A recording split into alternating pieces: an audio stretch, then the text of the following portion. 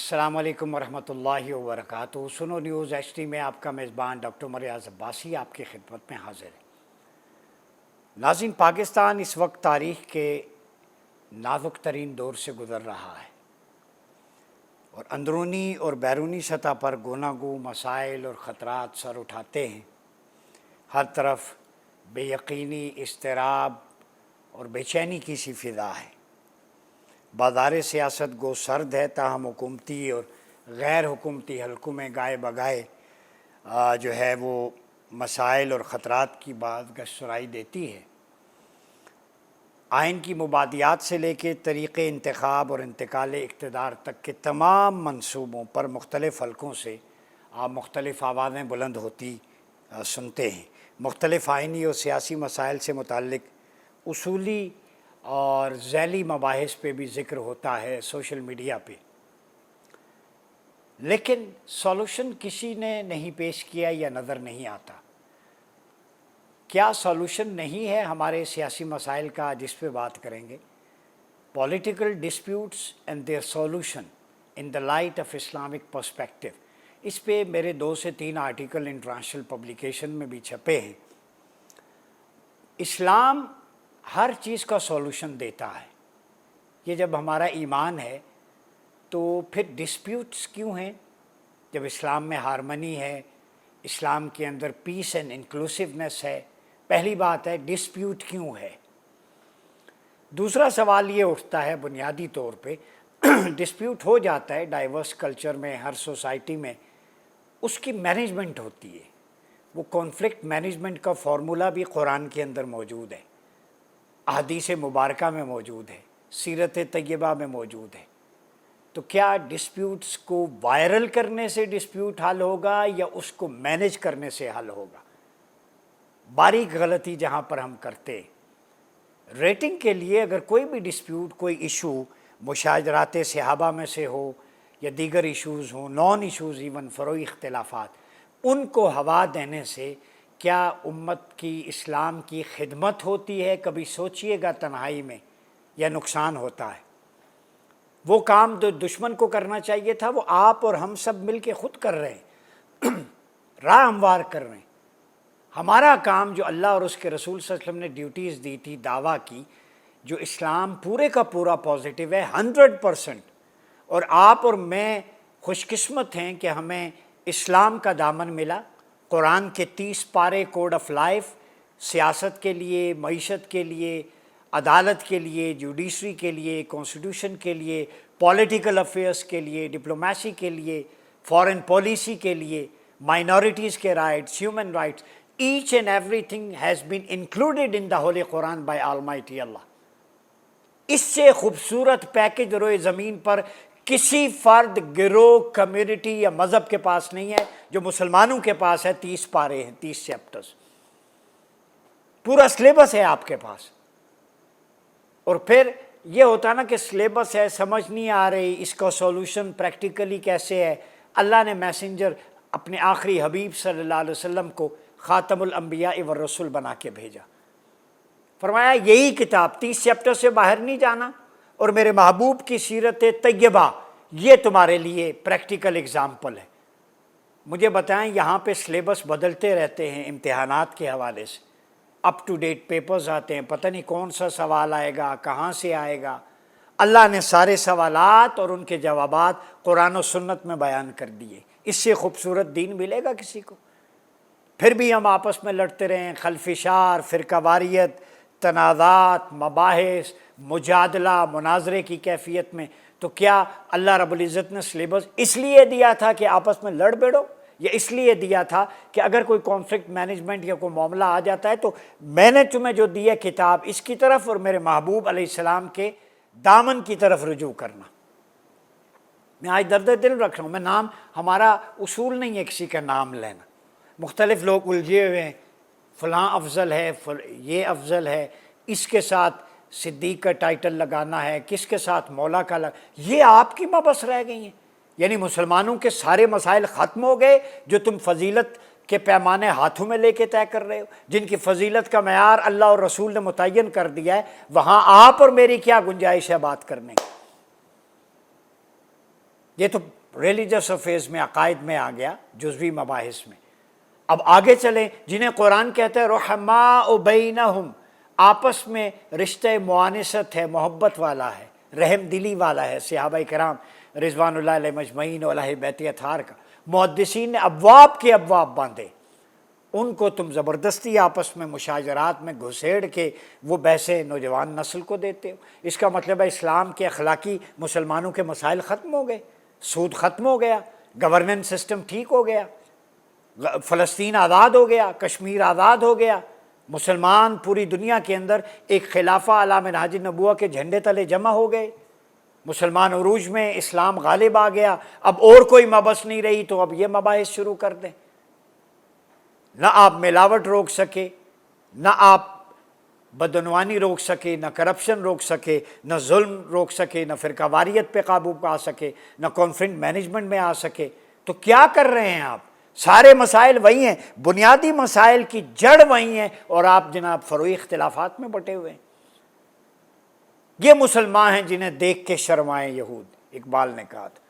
یہ حالت ہے، اسی لیے عذاب کا کوڑا صہیونیت کی صورت میں اور باقی کی صورت میں برس رہا ہے۔ تو آج ہم یہ جانیں گے مختصراً کہ سیاسی مسائل جو پولیٹیکل ڈسپیوٹس ہیں، ان کا حل کیا ہے۔ یاد رکھیں، ہر چیز کا سولوشن وہ لاٹھی یا گولی نہیں ہوتا۔ گولی ہے دشمن کے لیے، اعداء کے لیے، جو اللہ کے دشمن ہیں، تمہارے دشمن ہیں، ان کے لیے ہوتی ہے۔ آپس میں باہمی مرافقت، ڈائلاگ ہوتا ہے، ریکونسلیشن ہوتی ہے۔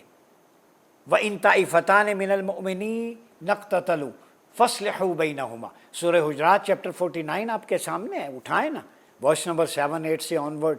ایتھیکل سٹینڈرڈز آپ کے بتا دی ہیں سوسائٹی کے قرآن میں۔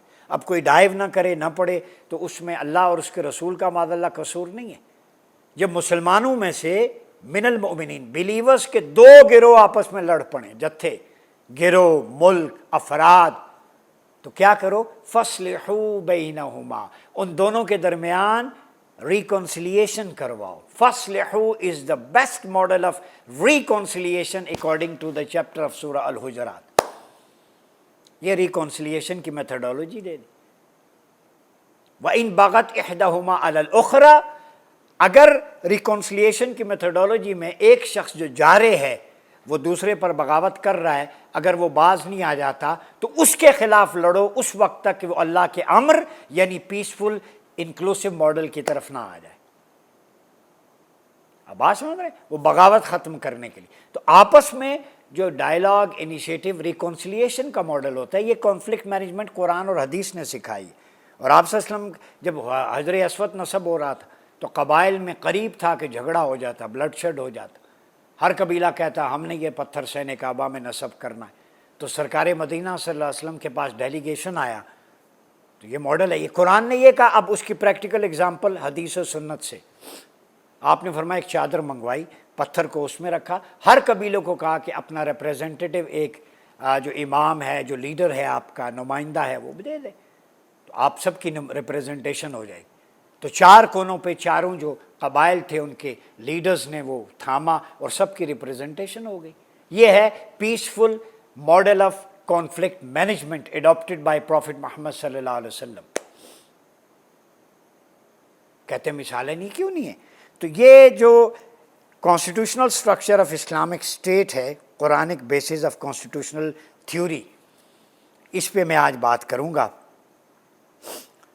سب سے پہلے اسلامی ریاست میں مختلف جو ڈائمینشنز ہیں، سلوگنز منشور کی اسلام نے اجازت دی ہے، لیکن ان کی غرض و غایت، مقصد اور دائرہ کار وہ متعین کر دیا ہے۔ ریاست چونکہ حاکم اور محکوم طبقات کے باہمی منظم رشتے سے معرض وجود میں آتی ہے، حاکم اور محکوم، ان کا پیسفل ریلیشن شپ آپس میں، rights and obligation from both sides, یہ ریلیشن شپ ریاست تشکیل دیتا ہے۔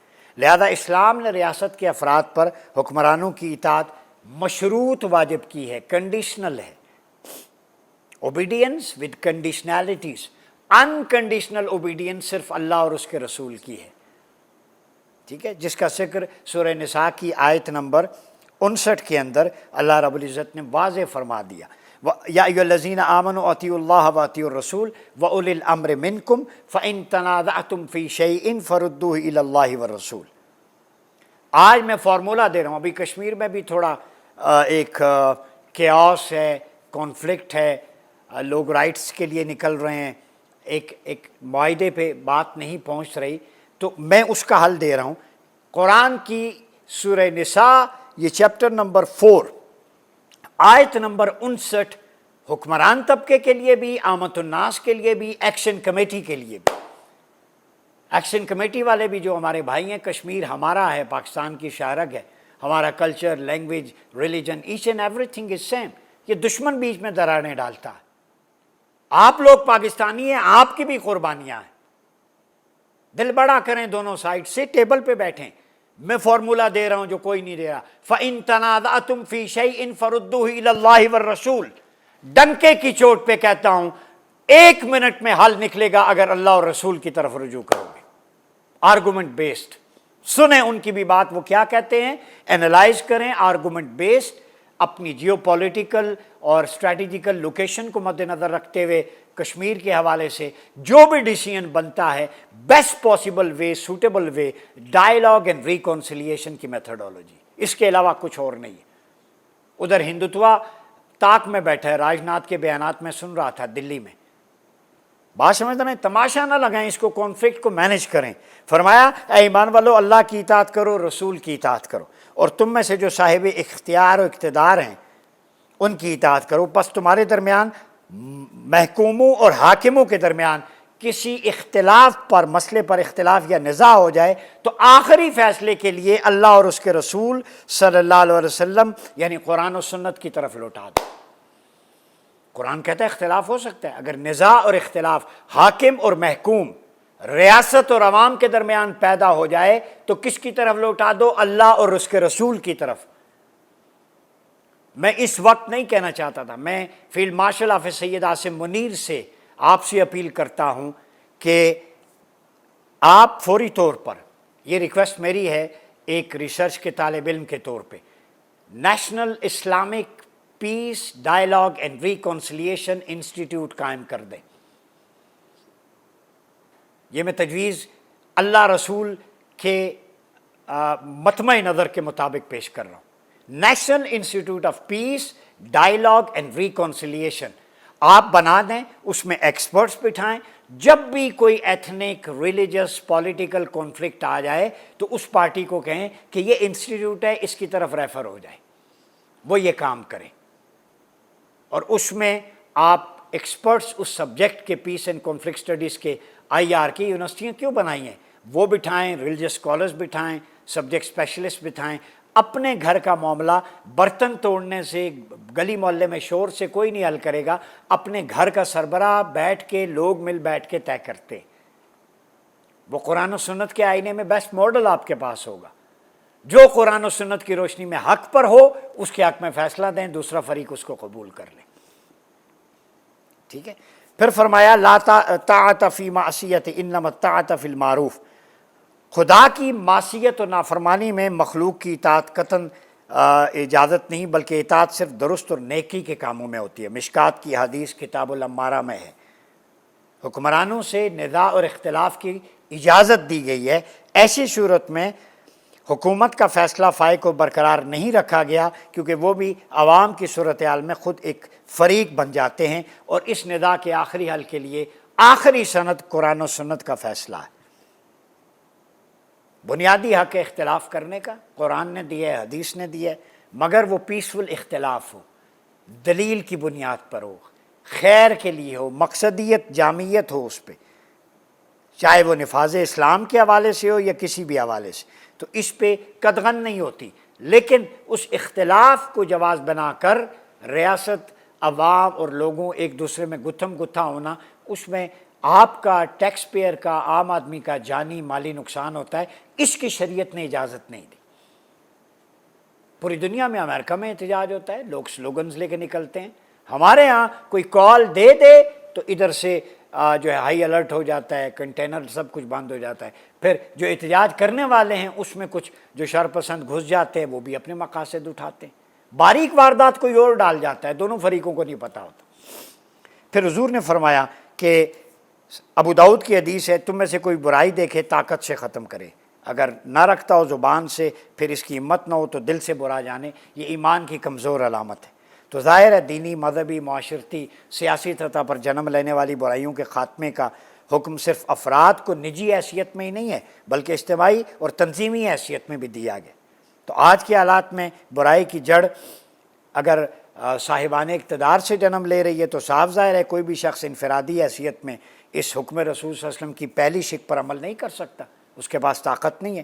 اس کے لیے ضروری ہے اجتماعی نظم ہو، آواز حق بلند ہو، برائی کے خاتمے کا ایک منظم پروگرام بنایا جائے، نیکی کا فروغ کی تحریک ہو، ٹھیک ہے۔ اسی طرح سیدہ فاروق اعظم نے فرمایا جو حکمران مسلمانوں کی مشاورت کے بغیر یا کسی اور کی دعوت دے تو آرام سے بیٹھنا جائز نہیں اس وقت تک جب تک تم اس کا خاتمہ نہ کر دو۔ یعنی غیر اسلامی روایات، ٹھیک ہے، کوئی بھی نجی حیثیت میں ان کو قبول نہیں کر سکتا۔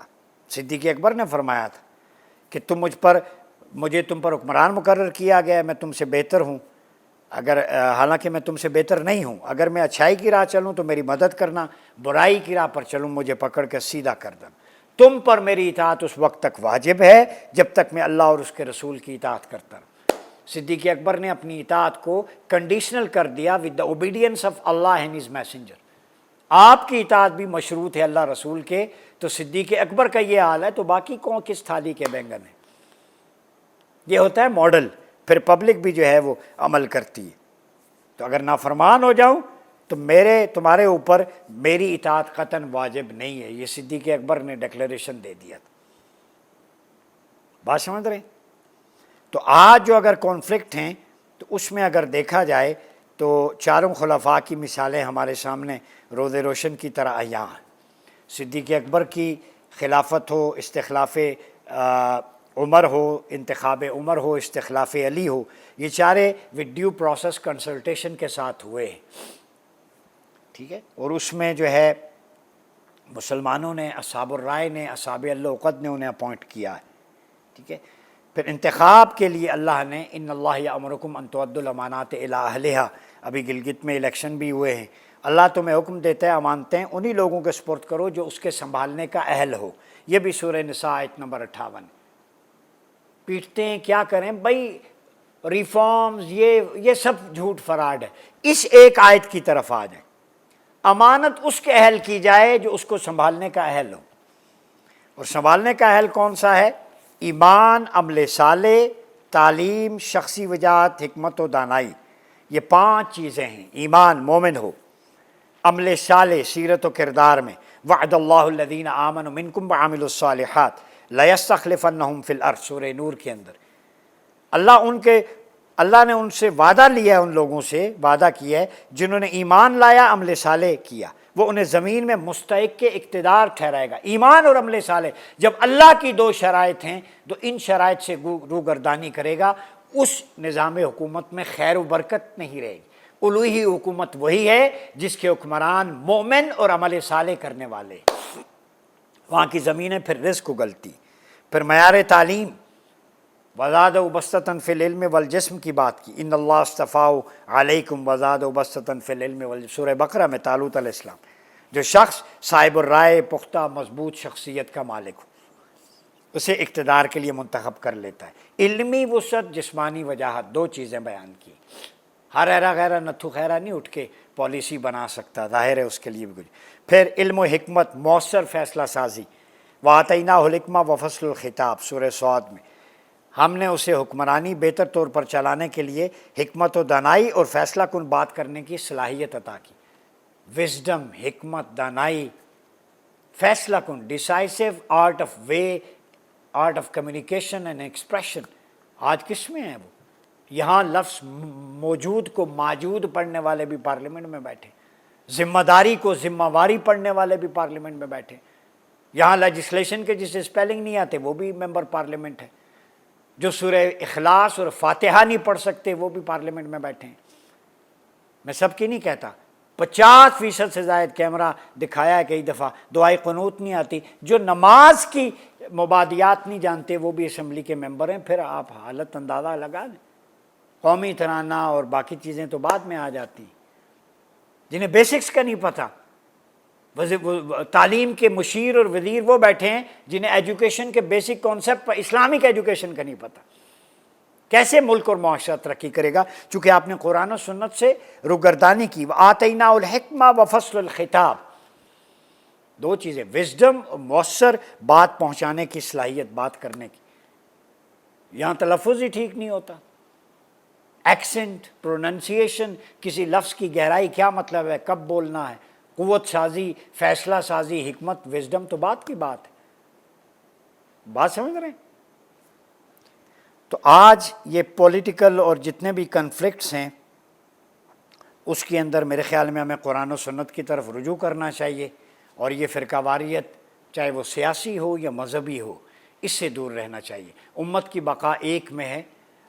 قرآن نے کہا کہ اگر تم آپس میں منتشر ہو جاؤ گے، تمہاری ہوا اکھڑ جائے گی، دشمن تم پر قابو پا لے گا۔ وَأَنْتُمُ الْأَعْلَوْنَ إِن كُنتُم مُؤْمِنِينَ۔ کامیابی تب ہے ایمان والے، اور ایمان والا وہ ہے وَاعْتَصِمُوا بِحَبْلِ اللَّهِ جَمِيعًا وَلَا تَفَرَّقُوا، اللہ کی رسی کو مضبوطی سے تھامو، قرآن و سنت کو، اور تفرقے میں نہ پڑو۔ آج تفرقات نے ہمیں تباہ و برباد کر دیے۔ یہ تفرقہ ہے جس کی وجہ سے آج مڈل ایسٹ خاک و خون میں جھونکا جا رہا ہے۔ اسرائیل لبنان کو پہ چڑھائی کر رہا ہے، ایران پہ حملے ہو رہے ہیں، غزہ کھنڈرات بن گئے، 70-80 ہزار فلسطینی ذبح کر دیے گئے، عالمی ضمیر خاموش رہا۔ تو آپ کو غیر آ کے جان چھڑائیں گے؟ آپ آپس میں الجھے ہوئے ہیں، یہ سنی، یہ شیعہ، یہ وہابی، یہ دیوبندی، یہ بریلوی، یہ فلانا فلانا، یہ درگاہ، وہ درگاہ، فلانا۔ اپنی دکانیں ختم کریں، ایک مرکز ہے، مرکز قرآن و سنت، اس کی طرف رجوع کریں، اسی میں بقا ہے۔ اور یہ واردات باریک کسی اور سے جا کے ڈالا کریں۔ مجھے بتائیں نا، مسجد میں اور اپنی درگاہ میں ایک دوسرے کو کفر و شرک کے فتوے لگاتے ہیں، کیا کبھی کسی سٹور پہ دیکھا ہے، کریانہ سٹور پہ، وہابی کریانہ سٹور یا بریلوی کریانہ سٹور یا اہل حدیث یا دیوبندی کریانہ سٹور یا شیعہ کریانہ سٹور؟ بیٹھنے والا چاہے اس مسلک کا ہو، وہ بورڈ نہیں لگائے گا، چونکہ وہ اس کی دکان ہے، اس کے گاہک خراب ہوں گے، ٹیگ لگے گا کہ صرف اسی مسلک کے لوگ آئیں گے۔ جب نوٹ لینے کی باری آتی ہے تو تم مسلک میں تقسیم نہیں کرتے، وہاں جیب کی بات ہے۔ تو جب دھندا کرنے کی بات آتی ہے تو مسجد اور مدرسے سے الا ماشاء اللہ ایسی آواز بلند کرتے ہو۔ ایک طرف تم تقسیم کرتے ہو، ادھر دنیاوی مال کے لیے سب کے ساتھ راو رسم رکھے ہوئے۔ درنگی چھوڑ دے یک رنگ ہو جا، سراسر موم یا پھر سنگ ہو جا۔ یہ تقسیم نہ کریں۔ اسلام اللہ اور رسول کامل دین ہے، سنت و سیرت طیبہ ہے، تعامل خلفاء و اہل بیت ہے علیہم السلام، اور صلحاء اولیاء محدثین نے جو محنتیں کی ہیں اس کو رائگاں نہ کریں۔ یہ مناظرانہ، یہ پولیٹیکل ریلیجس ڈسپیوٹس نے آگے ہی معاشرے کو تباہ کر دیا۔ پاکستان پاک دھرتی ہے، اللہ کے رازوں میں سے ہے، قائم ہونے کے لیے، اس ملک کو ایک رول ماڈل بنانے کے لیے قائد اعظم نے قائم کیا تھا کہ یہ پاکستان کی ایک بہترین تجربہ گاہ ہوگی۔ دنیا سیکھے گی، مسلمان سیکھیں گے کہ ایک پریکٹیکلی اسلام کا پولیٹیکل آرڈر کیسا ہوتا ہے، اور ہم نے حلیہ کیسا بگاڑ دیا۔ اس کا خیال رکھا کریں۔ اپنا بہت خیال رکھیے۔ اپنے میزبان ڈاکٹر عمر ریاض باسی کو اجازت دیجیے۔ اللہ حافظ۔